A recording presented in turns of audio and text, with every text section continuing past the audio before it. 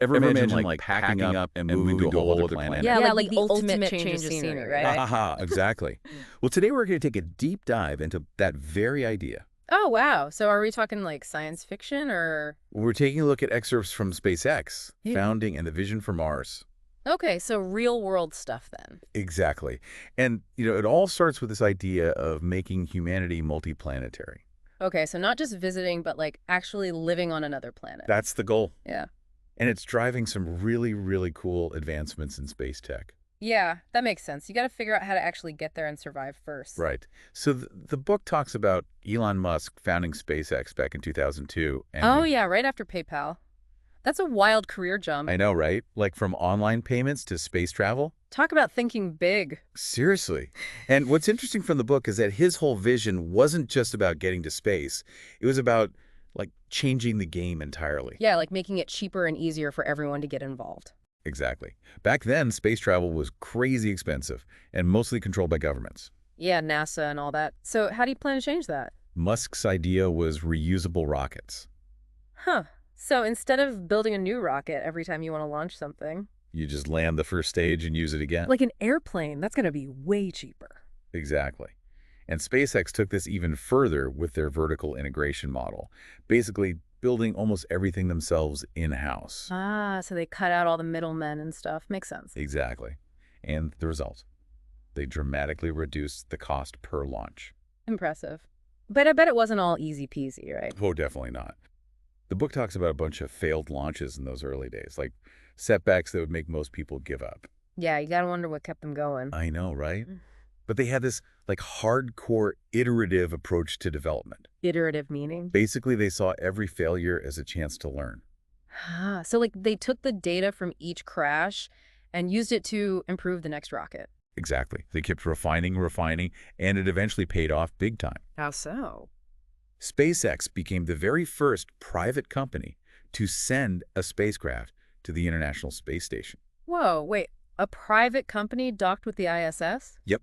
It was a huge deal. Yeah, I can imagine. Kind of changes the whole landscape of space travel, right? It does. It proved that private companies could not only play in the space game, but could actually outperform government agencies. So that kind of opens the door for even crazier stuff, like Musk's whole Mars colonization thing. Okay, yeah, let's talk about Mars. Musk doesn't just want to visit. He wants to build a whole self-sustaining colony there. A whole city on Mars. Wait. Wow, that's the vision.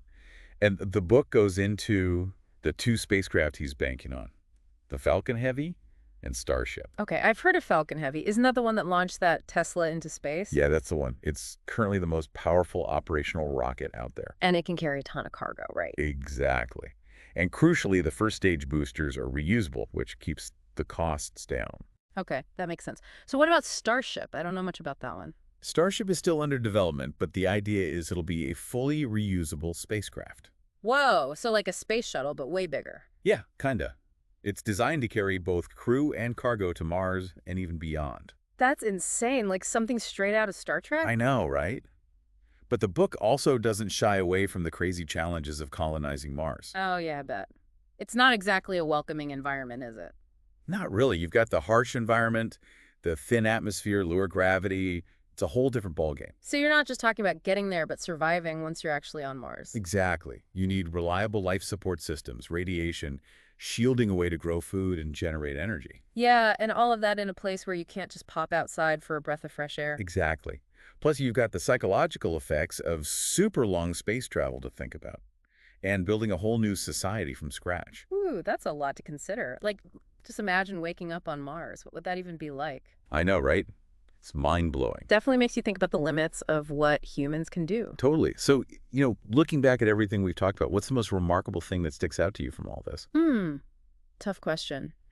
I think for me, it's that combination of pure audacity and like ironclad determination. Yeah, like having the guts to dream this big A&D actually going after it. Exactly. It's about pushing tech and human ingenuity to the absolute limit to achieve something wild. Absolutely. Well said. And, as we wrap up this deep dive, I want to leave you with something to ponder. If you could be a part of this whole Mars colonization effort, what role would you want to play? Ooh, that's a good one. Definitely something to think about. Right. Thanks for joining us on